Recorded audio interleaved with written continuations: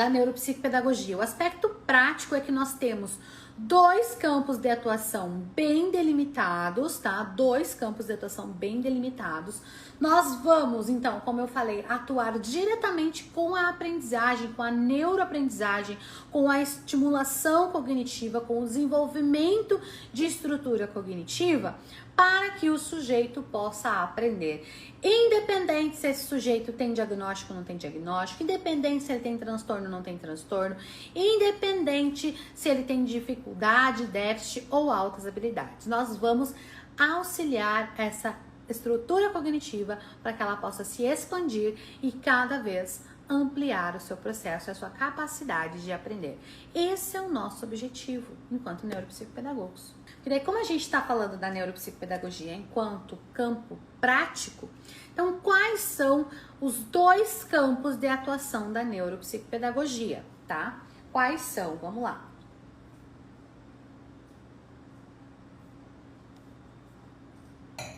Vamos lá, campos de atuação da neuropsicopedagogia, porque eu falei que ela é uma ciência prática, né? Uma ciência totalmente prática. Então, ela tem dois campos de atuação. E esses campos de atuação são campo clínico e campo institucional. Esses são os dois campos de atuação da neuropsicopedagogia. Campo clínico, campo institucional, tá?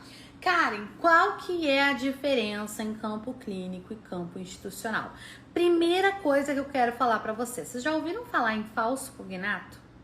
Já ouviram falar em falsos cognatos? Que são palavras estrangeiras que têm uma expressão próxima a palavras nossas, né, da nossa língua mãe, nossa língua materna, mas que querem dizer totalmente o contrário, que não tem nada a ver com aquilo que querem dizer. Por exemplo, a palavra push, push em inglês, né? Push, escreve P-U-X, push. Não, escrevia também? Nem sei agora. Push, enfim. Quer dizer empurre e não puxe, né? Pra gente, push é puxar alguma coisa, mas push é empurre. Isso chama falso cognato. Agora nós estamos tendo aula de inglês na live. É a minha cara, gente. Bora lá. Para vocês entenderem o que eu quero dizer aqui. Quando a gente fala em neuropsicopedagogia clínica e neuropsicopedagogia institucional, esses dois termos, clínico e institucional, são quase como falsos cognatos. A gente pode entender eles como falsos cognatos. Por quê? Primeira coisa, push, isso mesmo, P-U-X-H, é isso aí mesmo. Obrigada, Cris. Me deu um branco na cabeça. Pra vocês verem como eu não sou expert em inglês. Ainda bem, sou expert em neuropsicopedagogia. Vamos lá. A gente tem ali... Ui, até fugiu agora. Neuropsicopedagogia clínica, A gente tem esses dois campos de atuação, clínico e institucional. E eles têm uma característica de falso cognato. E eu vou explicar pra você por quê. Por quê? Quando a gente pensa em neuropsicopedagogia clínica, o que você pensa? Você pensa que é uma neuropsicopedagogia que a gente vai atuar, o profissional neuropsicopedagogo vai atuar em clínicas, hospitais, né, postos de saúde, nessas áreas que são vinculadas ao meio da saúde, né? A área de saúde. A neuropsicopedagogia clínica é da área de saúde. E quando a gente pensa, né, em neuropsicopedagogia institucional, o que a gente pensa? A gente pensa, é o neuropsicopedagogo que vai trabalhar em escolas, em instituições. Mas, como eu falei pra vocês, é um falso cognato, porque não é isso. O princípio da neuropsicopedagogia clínica não é trabalhar em área de saúde, em clínicas e hospitais. O princípio da neuropsicopedagogia institucional não é trabalhar na área educacional, em escolas, em sei lá. Não. O princípio da neuropsicopedagogia clínica é atendimento individualizado. É atendimento onde você atende um paciente por sessão. Você atende um paciente por protocolo, por atendimento. Você não vai atender mais do que um paciente. Você vai fazer um atendimento individualizado, personalizado, clínico, tá? Como um médico. Você vai ao médico, ele vai atender só você. Ele não vai atender você. Por exemplo, eu vou lá no oftalmologista. Daí eu entro na sala e ele fala, não, pode vir aqui, Jennifer, pode vir, Jéssica, vamos fazer um exame coletivo aqui. Não, o atendimento clínico do médico, né, vai ser de forma individualizada, tá? E é isso que é o princípio do atendimento clínico. Então, marca aí. Princípio do atendimento clínico, atendimento individualizado. Nesse princípio clínico, nós temos atendimento individualizado, que é você e o seu paciente. Viu como parece um falso cognato? Tem nada a ver com a área de saúde. Por quê? Porque você pode atender com neuropsicopedagogia clínica, você pode ser neuropsicopedagogo clínico. Pode ser em clínicas, pode ser em um hospital, pode ser em pronto-socorro, pós-saúde, né? Pós-saúde, pode ser em ONG, pode ser em escolas, pode ser num espaço seu, pode ser na sua casa ou na casa do seu paciente. O lugar não faz diferença, não tem distinção. O lugar do atendimento não é relevante. Na neuropsicopedagogia clínica, o que é relevante é o princípio do atendimento individualizado. Então, agora ficou fácil entender o princípio da neuropsicopedagogia institucional. Se o clínico é atendimento individualizado, a neuropsicopedagogia institucional, o princípio dela vai ser atendimento coletivo, atendimento em grupo.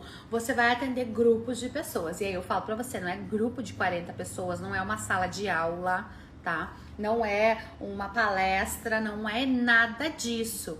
Eu oriento, inclusive, que sejam grupos de 4, né, a 8 pessoas, 10 no máximo, porque você não consegue trabalhar com estimulação, com desenvolvimento neurobiológico, com desenvolvimento de estrutura cognitiva, trabalhando com batalhão. Você precisa ter um número reduzido. Lembre-se, 2 já é atendimento coletivo, tá? 2 é coletivo, é institucional. No máximo aí 8 a 10, não mais do que isso. Eu julgo assim, melhor maneira de trabalhar atendimento coletivo ou 4 ou 8, tá? Ou 4 pessoas ou 8. Por quê? Porque aí você trabalha as habilidades sociais, vai ajudar no desenvolvimento desses seus pacientes também, dentro dessa estimulação dessa função cognitiva, tá? Mas o que eu quero dizer aqui hoje para você é esse princípio.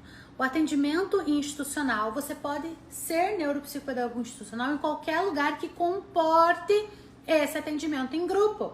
Por exemplo, se você tem um espaço, um consultório como o meu lá em Curitiba, o meu consultório, ele não é grande, imenso, é uma sala, né? Uma sala razoável.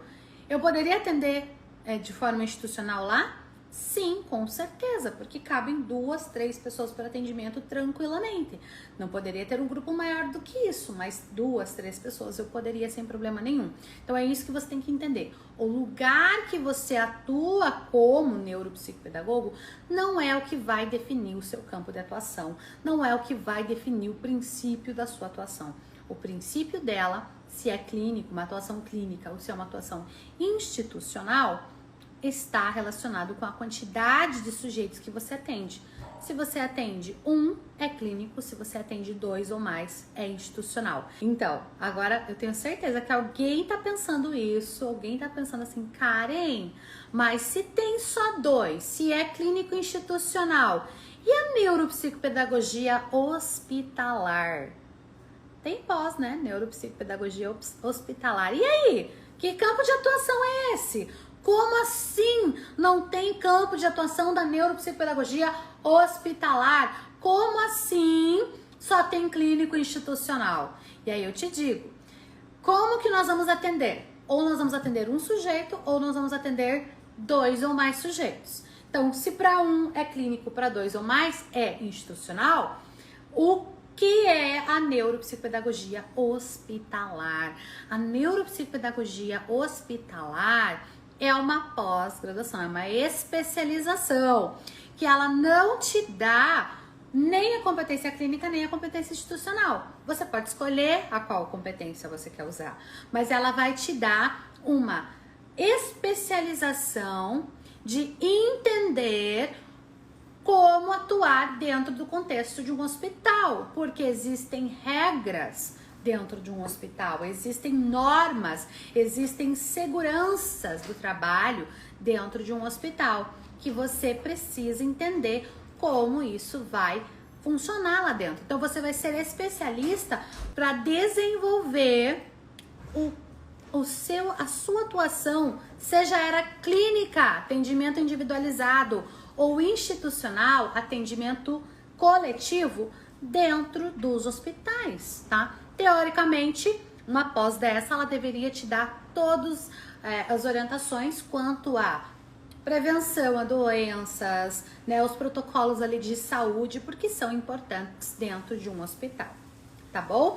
Mas lembre-se, a neuropsicopedagogia hospitalar não é um campo de atuação, porque mesmo com a especialização, sendo especialista em atuar em hospitais, você precisa escolher um campo de atuação que é ou clínico ou institucional, tá? Ou você vai atuar de maneira individualizada ou você vai atuar de maneira coletiva, tá? Essa é uma dúvida assim que muita gente tem, então é importante trazer que não existe campo de atuação de neuropsicopedagogia hospitalar. O campo de atuação você vai escolher ou você vai atuar clínico, que é individualizado, ou você vai atuar institucional, que é coletivo. Onde? Dentro do hospital, com os protocolos de segurança de saúde que você deveria aprender na sua pós.